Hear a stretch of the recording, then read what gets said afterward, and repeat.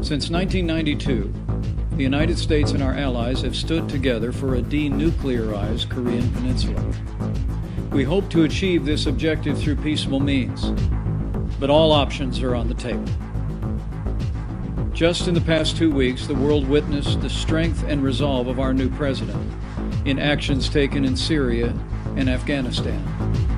North Korea would do well not to test his resolve or the strength of the armed forces of the United States in this region. We're prepared for anything. We are so prepared like you wouldn't believe. You would be shocked to see how totally prepared we are. As our Secretary of Defense made clear here in South Korea not long ago, we will defeat any attack and we will meet any use of conventional or nuclear weapons with an overwhelming and effective response. Over the past 18 months, North Korea has conducted 2 unlawful nuclear tests and an unprecedented number of ballistic missile tests, even conducting a failed missile launch as I traveled here for this visit. The era of strategic patience is over.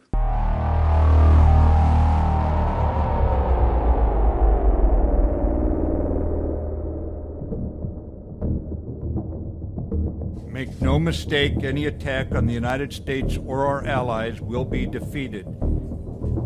예, 분명히 말씀드리겠습니다. 미국이나 우리 동맹국에 대한 그 어떤 공격도 격퇴될 것입니다.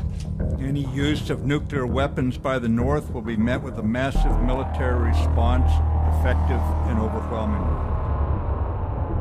North Korea has accelerated the threat that it poses to its neighbors in the world through its illegal and unnecessary missile and nuclear weapons programs.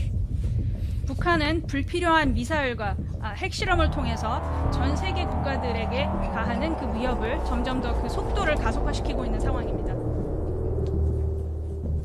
It engages in outlaw behavior, threatening behavior condemned by unanimous UN Security Council resolutions.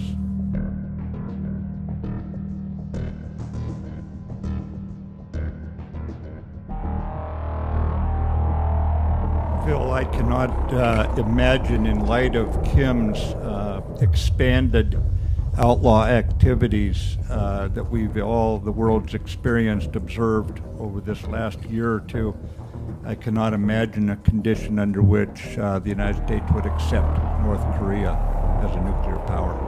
We must recognize the reality that this is a regime, a Kim regime, north of the DMZ, that threatens peace and stability, and certainly directly against the people of the ROK. So our combined effort is to deter that sort of threat, or to have military options, many different military options, that would realistically reduce that threat as low as possible. And yes, we do have those options.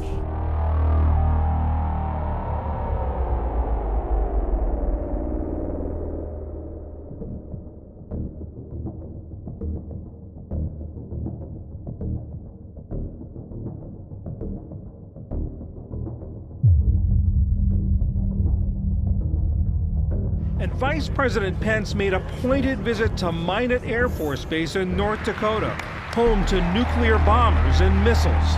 Anyone who would threaten our nation should know that America always seeks peace.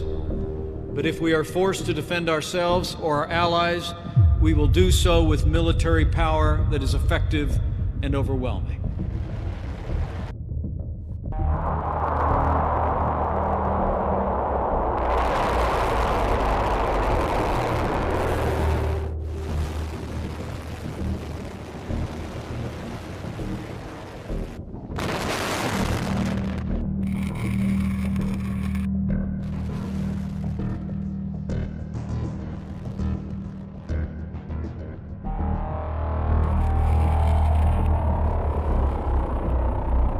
look at it from the North Korean perspective, they have always believed that nuclear weapons would be the key to peace and stability in this region by preventing the United States from, in their view, bullying them. They feel if they can prove they have an effective nuclear deterrent, then perhaps the U.S. will try to talk instead of trying to impose sanctions and making military threats. But the real fear and the growing fear is that if North Korea actually goes through with this kind of a nuclear test, which does seem increasingly likely, the results and the response from the United States, unknown.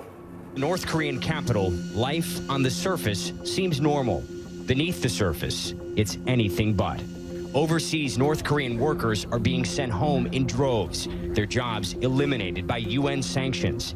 The U.S. calls it punishment for an illegal, dangerous nuclear program. North Korea calls it evil, an economic blockade. On my 16th trip to Pyongyang, I still see signs of growth, plenty of traffic, construction, a steady flow of electricity, keeping the growing skyline bright. But the prospects of a peaceful resolution to the nuclear standoff with the U.S. seem to be growing darker by the day. At North Korea's Ministry of Foreign Affairs, we asked to meet with a senior diplomat. Lee Yong-pil agrees to talk, but the mood is tense. His anger at the U.S. palpable. Donald Trump said he would totally destroy North Korea, a sovereign state. He's referring to the U.S. president's fiery speech at the UN last month when he personally insulted a fellow head of state. Rocket Man is on a suicide mission for himself and for his regime. North Korean leader Kim Jong-un fired back, calling President Trump's behavior mentally deranged. North Korea's foreign minister made a threat that alarmed even longtime Korea watchers. This could probably mean the strongest hydrogen bomb test over the Pacific Ocean. Some analysts have accused North Korea of bluster, saying they haven't yet achieved full nuclear capability. And if they go to war, they risk total destruction. But the North Koreans warn the U.S. not to underestimate their resolve and their growing arsenal. Should the world prepare for North Korea to detonate a nuclear device above ground? The foreign minister is very well aware of the intentions of our supreme leader, so I think you should take his words literally. U.S. and North Korean officials tell CNN diplomacy has broken down, pushing two nuclear powers dangerously close to military conflict. The U.S. is talking about a military option and even practicing military moves. They're pressuring us on all fronts with sanctions. If you think this will lead to diplomacy, you're deeply mistaken. So then I ask, what needs to happen for diplomacy to resume?